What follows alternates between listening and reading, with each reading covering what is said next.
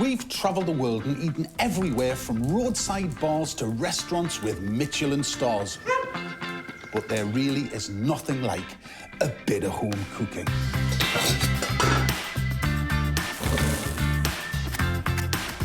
Coming into a warm kitchen filled with the aroma of a tasty meal bubbling away. It's one of life's great pleasures. Lovingly prepared dishes with flavours that pack a punch. It's the perfect way to put smiles on the faces of your nearest and dearest. We also uncover why some recipes are so special that they're handed down through generations of the same family. It's fantastic, Mum. Thank you. Drop in on some of the UK's homeliest tea rooms and cafes and find out what chefs like to cook on their days off. This is much easier and much quicker. There's nothing quite as comforting as simple home cooking.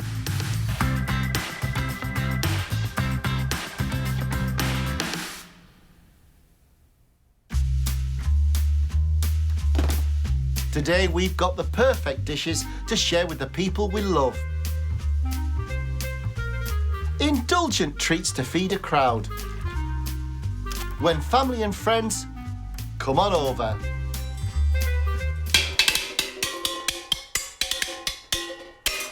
Come on over, we're having a party. Do you know what it's like? We spend all these days in splendid isolation, our little paradise, cooking food for ourselves. We want you to come on over. And today we are going to show you some of our favourite dishes to share with our chums. We're doing a cheesecake, aren't we, David? Yeah, it's not just any cheesecake. No. It's light, it's airy, it's a symphony of almonds. I'm going to make a noise. I am going to butter the spring foam cake tin, David. Oh, I'll pass you the butter. Thank you.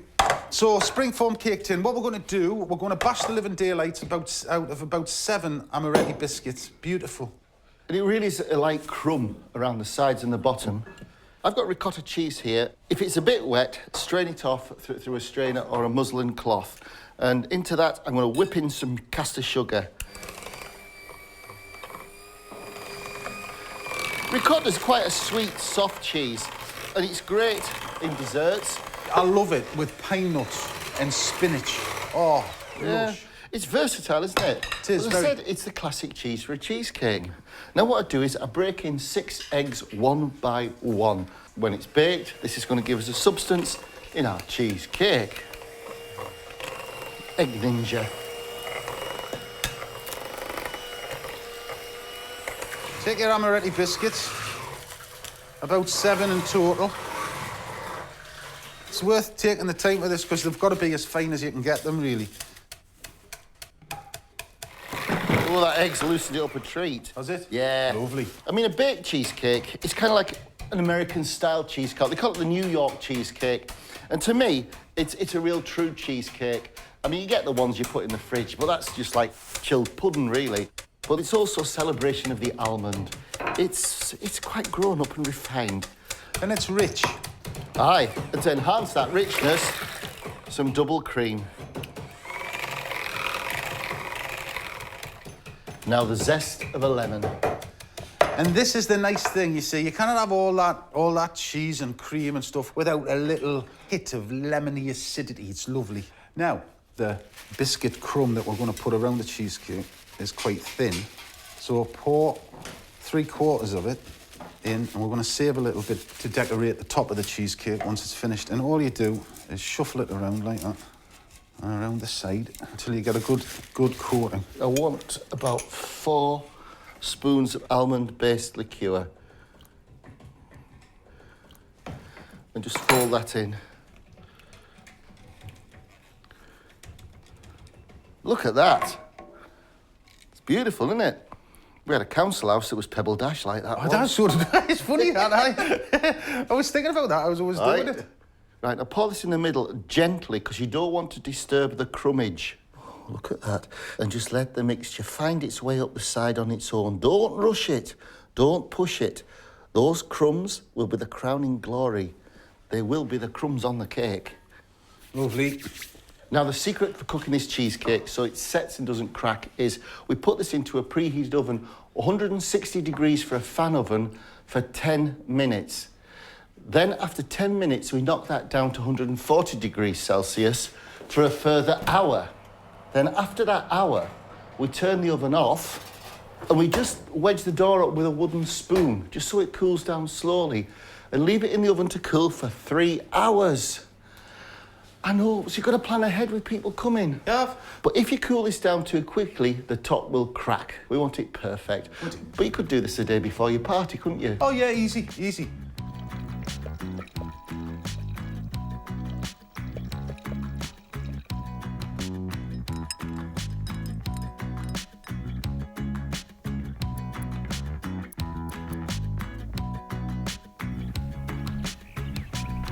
That's it, Kingy. A total cooking and cooling time of 4 hours, 10 minutes.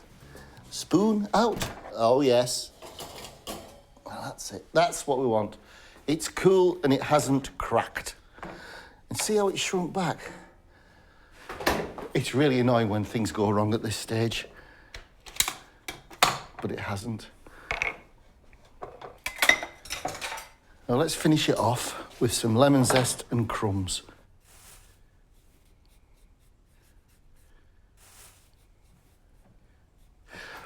That couldn't be any better, Si. I think you're right, mate. I don't think it could. It's lovely, isn't it? Oh, it's a good cutter. It's a baked cheesecake. Let's put that up. There's blobs of creme fraiche. That just looks so beautiful, doesn't it?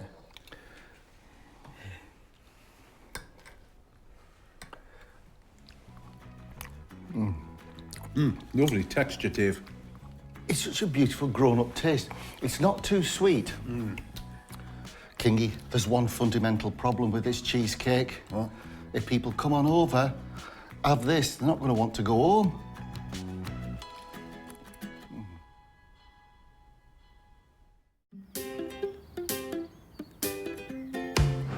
Britain has an army of creative chefs who day after day send out sensational dishes to customers in their restaurants.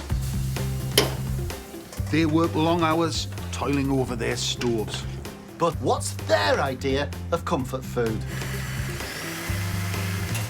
Akhtar Islam from Lassan in Birmingham shares his favourite home-cooked dish. So I started cooking at a very early age.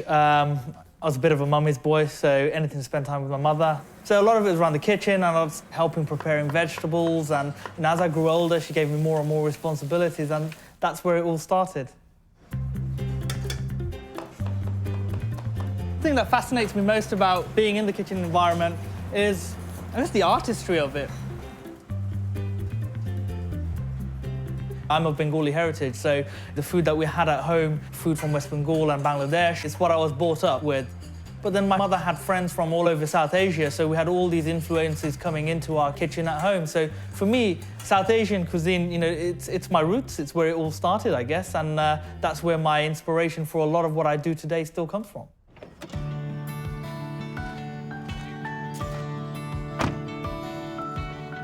Home time for me is time with my friends, time with my family, and a lot of it involves entertaining and socializing. If you have a look at my cupboards, so cooking at home for me, it's more about relaxing and enjoying and doing things in a way where you can concentrate on your guests as opposed to the plate of food that you're putting together. So for me, one-pot cooking is a good thing. I love that because there's less washing up to do. And it's stuff that I can get together before everyone arrives and I can just put out onto the table and then enjoy my guests' company. The lads are coming around, they're going to be hungry, and what I'm going to do for them is this lovely, hearty, fragrant biryani. So we've got lovely shanks of lamb, which we cook with some aromatic spices and bake together with some rice. It's a real simple dish. So first, turmeric, some earthy cumin. We've got some lovely coriander. To finish off, we've got some chili. So what we've used here is a Kashmiri chili. It's lovely and vibrant in colour, but not too hot. These are some of my favourite parts about cooking with spices because you can really smell and see how the flavour's starting to develop. You can see how it's starting to react with all the other ingredients. It's amazing, actually. I love it. I think the thing I love about home cooking most is I actually find it quite therapeutic because it's, you know, right now it's just me and this pot and my mind is free to think and wander. It's downtime, really, cooking at home. And pour over a load of water and let it simmer for an hour or so until the meat's nice and tender.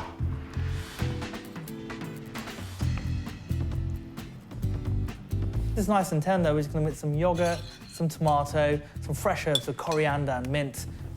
We take a really good, generous amount of this. We're going to bind that in with that and then put our basmati rice in there.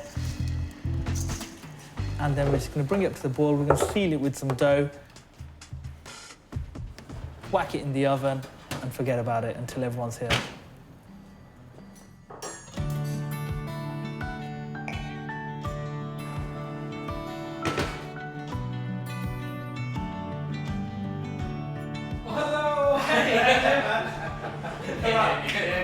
For me, cooking at home is just as satisfying as cooking at the restaurant, but obviously at home the pressure's not on. That is amazing. You're not going to get a bad review from your mates. So, you know, but, you know, it's still nice to be able to put a plate of food in front of everyone that, you know, people equally enjoy. That's it. It's good, quite forgettable. Oh, that is amazing. Everyone has a gift and everyone has a gift to give to others. And, you know, for me, mine is food. You know, I've got a love of food and it's something that I can share with all my friends and my loved ones.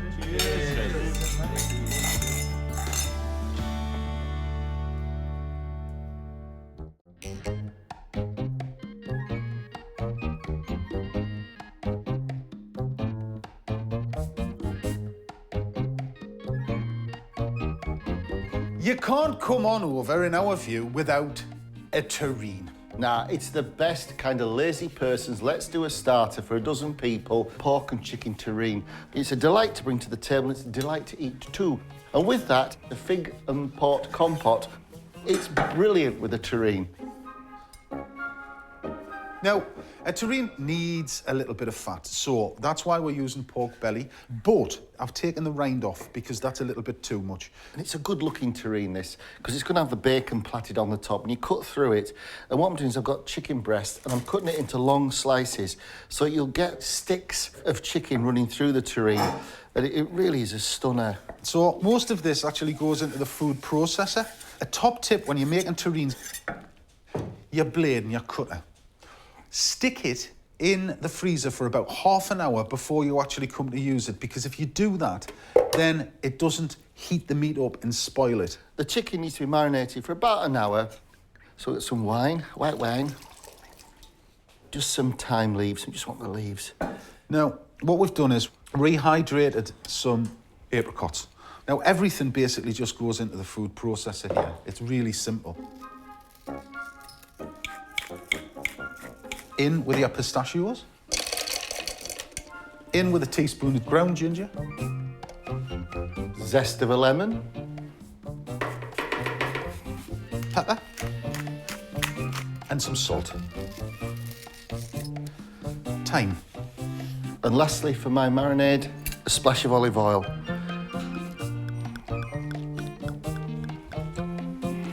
The zest of a lemon. And we cover this chicken, and then we leave that to steep for about an hour or so. Should I start prepping the tin up, Kingy? Why not, mate? I love this bit, it's great. Because you want it to look a bit fancy, don't you? Oh, why? Well, we've got this proper terrine dish, but for years at home, we just used an old loaf tin and wrapped it up in tin foil. But first off, I need to stretch my bacon. And just over the back of a knife, just pull out your rashers. Right, I'm just going to give that a little pulse. And then we add pork shoulder. I think the two types of pork in any kind of pork terrine is essential, It don't is. you? It is. We've got the pork belly, which is fatty, and then pork shoulder, it's a springy meat. So you have that textural difference. And the texture you want is a fine mince. Not by any stretch of the imagination do you need it to be a paste. Because we've got a lot of subtle flavours going on, I wouldn't go for smoked bacon with this or pancetta. Just good, old-fashioned, fatty, streaky bacon is the one you want. Now, I'm going to start plaiting my bacon. And you'll see it's worth all this faff, because when the terrine comes out, you're going to think, that's incredible. So we can start like that, like so. So you've got the cross there. You make sure it's down the bottom. Then just keep plaiting. I love doing stuff like this, because it's not difficult. But when your guests come, by crack, it's impressive, and they will swear blind that you bought it. And it's just a lovely thing to do. I think a terrine of this size as well, you're going to get 12 good slices. You are, yeah. So based out of 2 chicken breasts, a minimal quantity of pork, you know, you've got a starter for 12 people. Oh, but for lunch, I love this with some pickled onions, crusty bread. You know, you just can't beat it.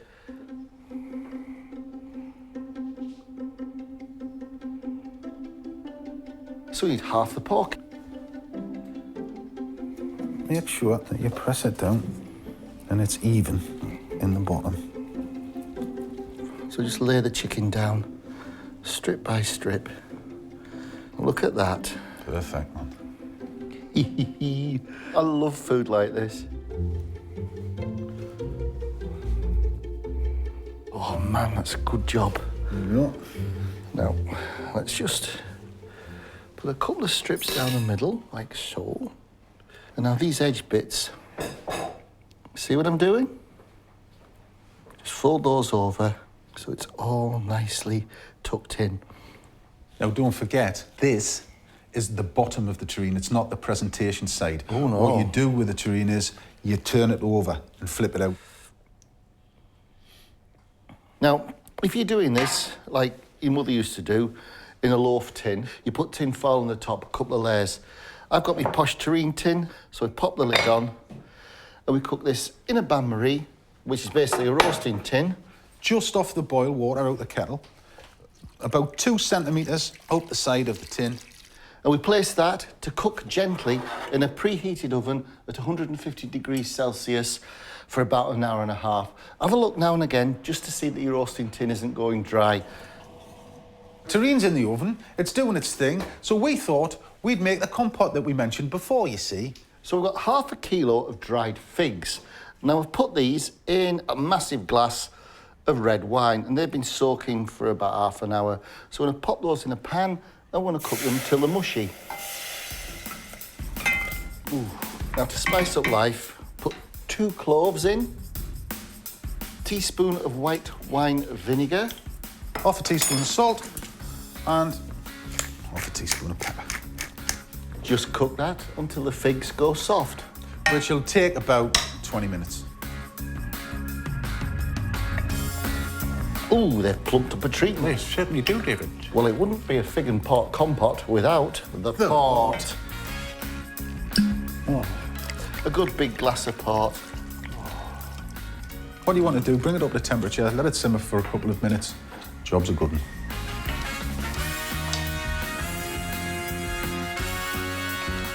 I'll turn that off. I'll take half, put it in here and blitz it.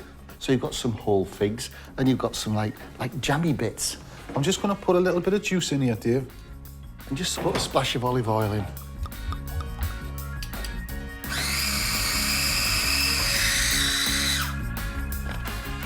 Put this back in here. Look at that. You can freshen that up with some orange zest. Oh, that's perfect, Kingy. Absolutely, isn't it, just? Yeah. Now, obviously, you need to serve this cold. It's unctuous, bunctious. Wow. Look. I think that terrine should be just about to get out and ready to cool. Whoa. There we are. Hot terrine. I've got a funny feeling there'll be stuff goes over the top. Wow. No, look at that. Oh, there's a lot of liquid in there. Yeah. Eh? And it's kind of a bit swollen up, but we want to press it so that it's a proper firm terrine. Now, in the old days, my mum would use the weights from her weighing scales on the top, or cans of beans. Wait, however, I've got a brick. But it's the most perfect shape for the terrine. There you go. Now that has to go absolutely cold before we take it out. It's gonna take like 7, 8 hours. 8 hours, yeah. Or preferably overnight. Well, it should be all right for tonight. Yeah, it should be, mate.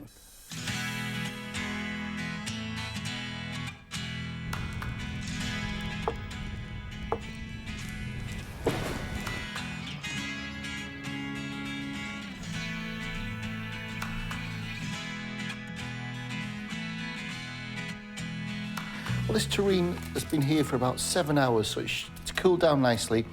The brick's done its job. Certainly has. Shall we try and turn it out and garnish it? Oh, look at that.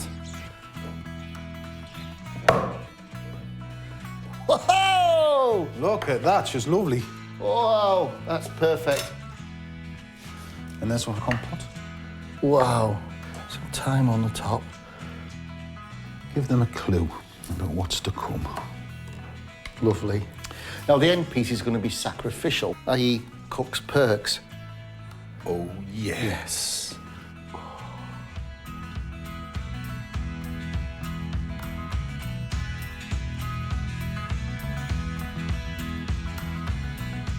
Lovely, and I think we should try it.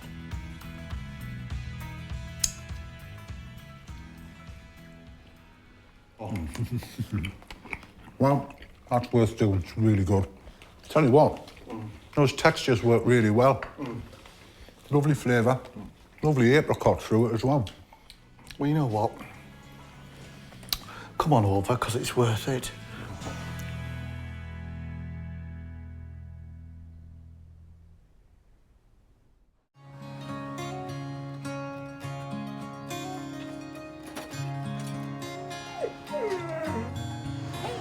Nothing beats homemade comfort food, but it's always nice to have someone else cook for you. Thankfully, all over the country, there are tasty places that make us feel right at home and keep enticing us back. My name's Louise, and I'm the owner of Word of Mouth Cafe here in the market town of Evesham. When we came here, we didn't know anyone, and we wanted to make a cafe that felt part of the community so we would get to know people as well. So it felt so important for us as a family to make this an extension of our family. Bye. Bye. We like to make food for people that have got food intolerances, food allergies. All our soups and stews are either vegetarian or vegan, gluten-free. One thing we're really proud of is our falafels. They're relatively simple to make. The hardest thing is to remember to soak your chickpeas the night before. We serve them with a traditional homemade hummus, some tahini, sweet chilli sauce, nice warm pita bread, and a delicious mixed salad. That's the most wonderful lunch you could have.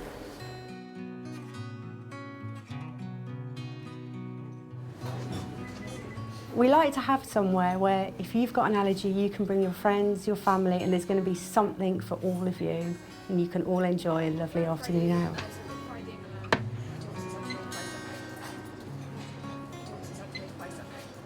We've got loads of books everywhere. We sponsor a boy in Uganda, and we have done for the last 6 years.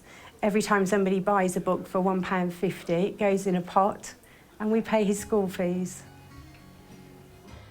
Customers bring in books, bags and boxes of books to help, and we are so proud of what we're doing. Not us personally, but us as a cafe are helping transform a little boy's life.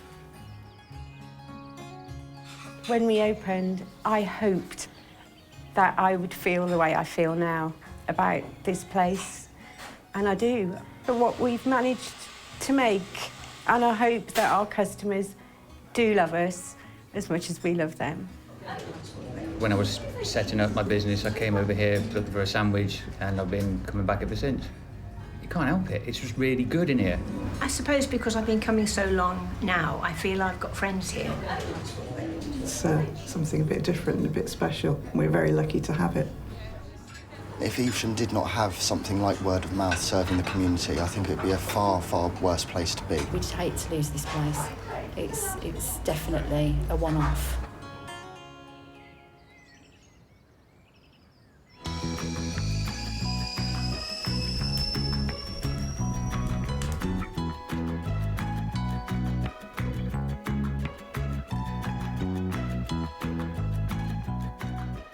Why don't you come on over and have a French dip with us? Why don't you? It's not wrong. It's a beautiful hot sirloin beef sandwich. You make the gravy on the side in a pot, so as you eat your French bread sandwich, you dip it in gravy, and that's called a French dip. The most wonderful sirloin, wonderful gravy. So what's not to love? I'd come round to my house for that. Well, you have come round to my house for that. Yes, We've been doing it for yonks. Yours is a bit different, wasn't it? It was. What we do is we take a whole sirloin and we do this rub. And basically, put this rub on it. You sear it off first with some beef dripping here. In a hot pan, fat side down first. But the rub, it's essentially the same as you saw years ago. I've got pepper, English mustard, sea salt and thyme. The reason that we're searing this off is just to keep all the juices and loveliness in. And also you get a lovely colour on your sirloin. Another thing is, and we said it time and time again, before you embark on any cooking with beef, always start with the meat at room temperature. It really does make a difference. Right, I think we're there with the searing. I'm going to turn that off. Now, obviously, it's going to be hot. So, just sprinkle first on top, and then what you start to do is just rub it in like that. And what this does, it forms a really, really lovely crust.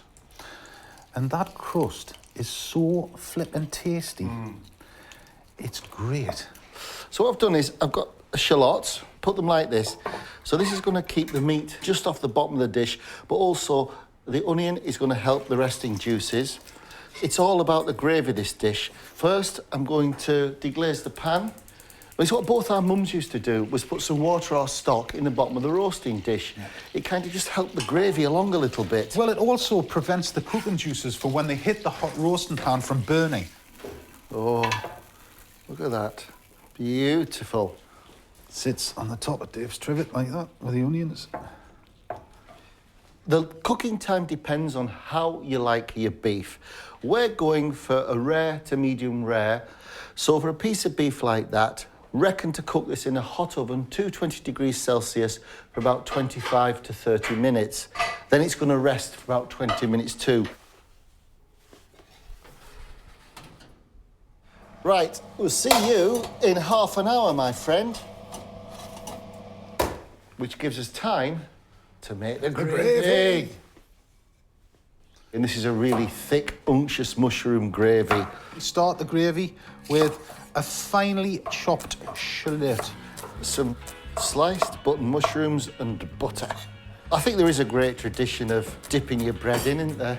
We've done it for years. I mean, look, when you remember, like the Christmas dinners we used to have. Oh, gosh. Christmas morning, we'd get up, my mum would cook the turkey overnight. Don't ask me how she did it. And Stella King's turkey was the moistest, most succulent turkey you've ever had. Oh, the cooking juices used to be there. What did Mum used to do? She used to make some homemade bread. It'd be on the table in the morning. You'd come past, rip a big bit off, open the oven, lift the tin foil, dunk it in to the cooking juices from the turkey, bit of salt on it. Job's a good one. Off you went. I can still remember one Christmas Day morning, and I'm sitting there nursing a hangover and a cup of coffee, and all of a sudden, kitchen door flew open, boxer shorts flew past yelling, "Turkey dippers!" And he was in the oven, and he come out covered in grease and turkey dripping, and Stella says he's been doing that since he was 3.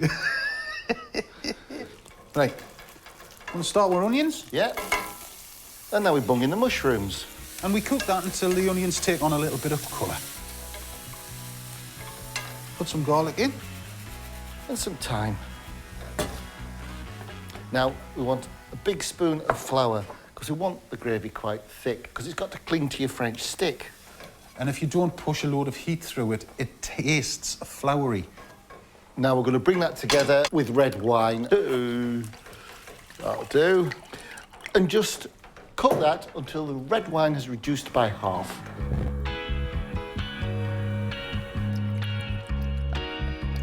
Now we're still going to use the stock that comes out of our sirloin, but we're going to give it a bit of a help. So this is good beef stock. But this is the secret weapon, demi-glace. It's a twice-reduced stock that's long been the secrets of restaurants. You can make your own. It's a stock that's boiled away until it's half its volume. And we want to cook that until this is reduced by about a third. Do you reckon the beef's done, Kingy? I reckon it is. Just as important as the cooking time is the resting time. So this is going to rest for 25 minutes. And whilst the beef's resting, it's still actually cooking. And it will go up another 10 degrees on the inside. Yeah. Lightly cover it. Now, this is the thing, mate, isn't it? This is what we're after. Another little slurp, do you reckon? Yeah. Right, now let's just bring that up to temperature a bit. And that just goes in there. I think that's another 10 minutes. Yeah. Give the beef another 10. Perfect. And we're laughing.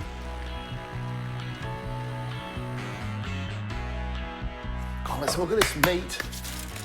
Oh, yeah. I'll just take that off. That's it. Oh, it's perfect. It's perfect. Now that's thick and lustrous. What I'm going to do now is I'm chopping some tarragon.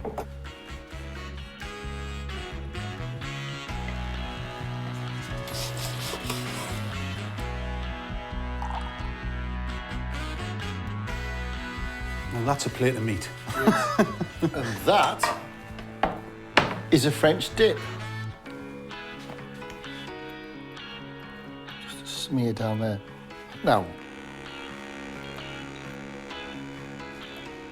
for a bit of lubrication.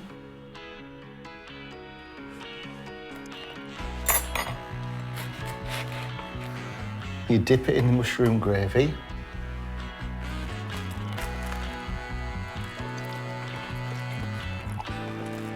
Oh, vive la France.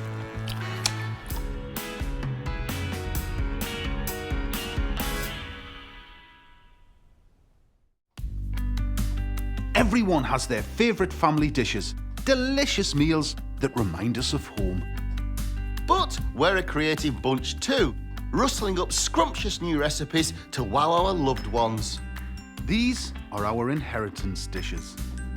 And they'll be feeding our families for generations to come.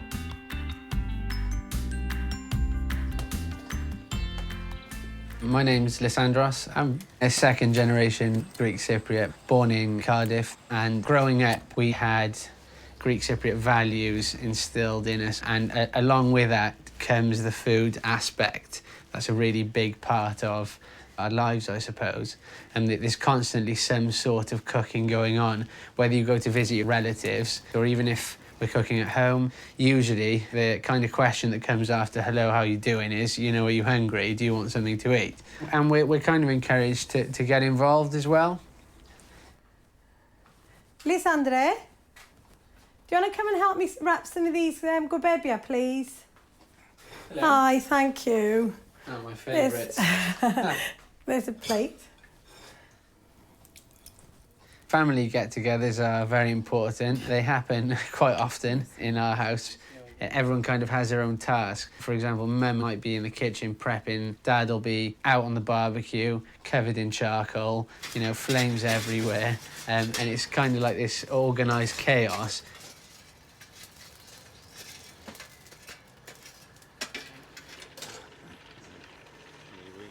My father's passion for barbecuing has been there ever since I can remember, really, and that's really influenced me a lot. All throughout growing up, we've had these barbecues. He toys with different methods. He gets his friends to, like, weld him different types of barbecues till he gets to the pinnacle of barbecues.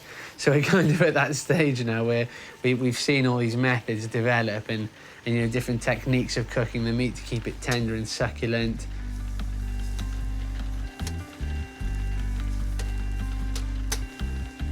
Souvlaki traditionally is small pieces of meat cooked over charcoal and served in a pita bread. That does look amazing.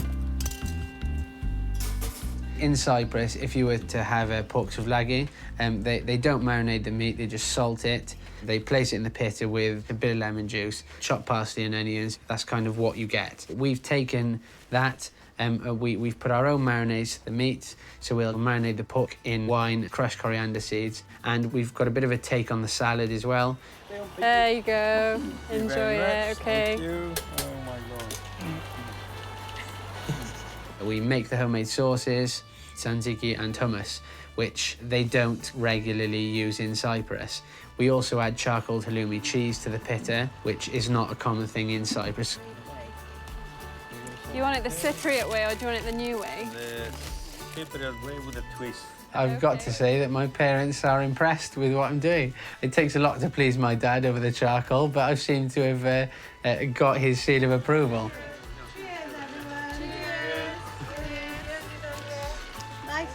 My kids are going to be barbecuing from the time that they can walk, that's a given. If they haven't got their grandfather on it, I'll be on it. But definitely I'll be passing the tips and tricks down, and no doubt I'll be looking over their shoulder, surveying their kind of cooking, seeing if it's up to scratch, just like I had.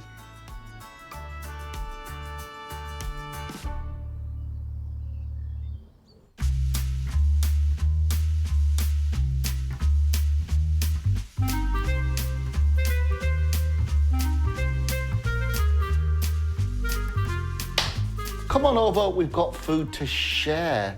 Yeah, tear and share. A tear and share chorizo, cheese and chive bread. You're gonna love it. But we've got to have something to dip it into, haven't we, for our chums? It would be wrong not to, Dave. So with your tear and share bread, you'll have a thwacking big bowl of wild mushroom soup. So, to kick it off with, Dave's going to make the dough. I'm going to make what goes through the dough, which is, as Dave was saying before, chorizo. So we're going to do that. I'm going to chop it. We've got some chives, and I'm going to grate some lovely, lovely mature cheese. So I'll crack on with that. For the bread, I've got my flour and a teaspoon of salt. Some dried yeast, about a sachet. To feed the yeast, put in some honey. And 2 big spoons of olive oil.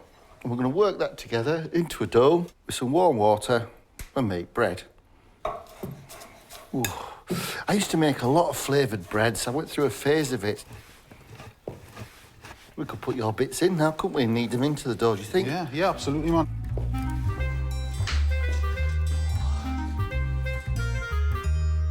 Now just keep going till you've worked all your chives and sausage and cheese now into the bread. I mean, don't worry, the bread will rise with all this stuff in it. You know, the dough's taken on a red hue from the chorizo, haven't it? Nice. And as the bread cooks, the fat from the chorizo is going to go into the bread and you get a nice dribble on. Oh, yeah. A bit of oil on the bowl so it comes out in one piece. We pop this out of the draft for an hour or so until it's doubled in size.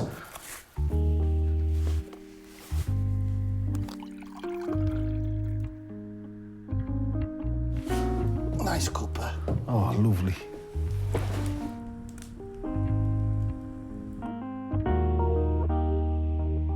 Well, look at that. Oof.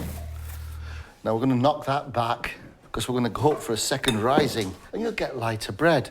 While Dave's doing that, I'm just chopping some shallots to start the base of the soup. Now, I'm going to make about 8 rolls. The slower that you prove bread, the better the bread, because obviously the bread's got more time to develop its flavour. Now, buns. If you press and roll, you can really knock them back. And they'll go hard. And look, you're left with buns. Butter in the pan, and we're going to saute off the shallots. So we put one in the middle. Now, they will grow and expand and join as one. And the nice thing about tear and share bread is it's not all crust. As you tear your pebble off, you get nice soft bits, don't you? You do. Leave them to prove for about another half an hour and that'll do fine. As soon as the butter starts to foam, that's a good indicator that it's to temperature and we can start to put the ingredients in to cook. So I've got button mushrooms and chestnut mushrooms. I've got porcini, I've got girelles, and I've got portobellini. You know, the secret, I think, to mushroom soup is you need a lot of mushrooms. The porcini will go in. The porcini is almost like the stock cube of the mushroom world. It just intensifies the flavour. So I've just put the garlic in there, some salt, a good twist of pepper,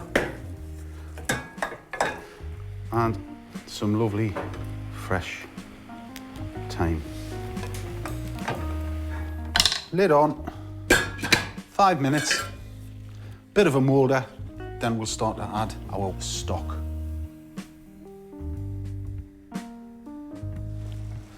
Oh, they've dropped. Haven't they? Just look at that. But my bread rolls have certainly not. I hope. Oh, yes, it's like a daisy wheel of flavour. What I need to do now is to a nice eggy wash and grate more cheese on the top. I'm going to add our stock, chicken, a little masala, just for a note of sweetness. And just to bring all those lovely savoury flavours out, a little bit of lemon juice. We'll bring it to a boil for Dave to blend it. Beautiful. So these girelles, I'm just gonna sort these off with a little butter, some parsley, a little bit of salt, a little bit of pepper, and we're just gonna make it look really, really nice on the top of that beautiful soup. Right, now we need to pop these into a preheated oven, 200 degrees Celsius with a fan oven, for about 20 to 25 minutes until golden, huge and bubbling with joy and flavour. Ta-da!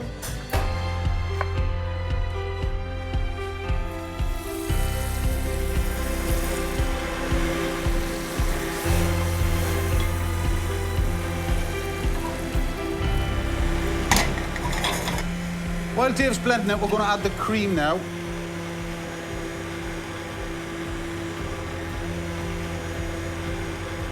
Throw a little bit of parsley in with the girelles.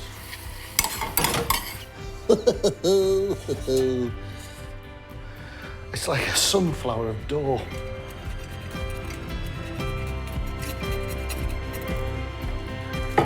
Oh, wow.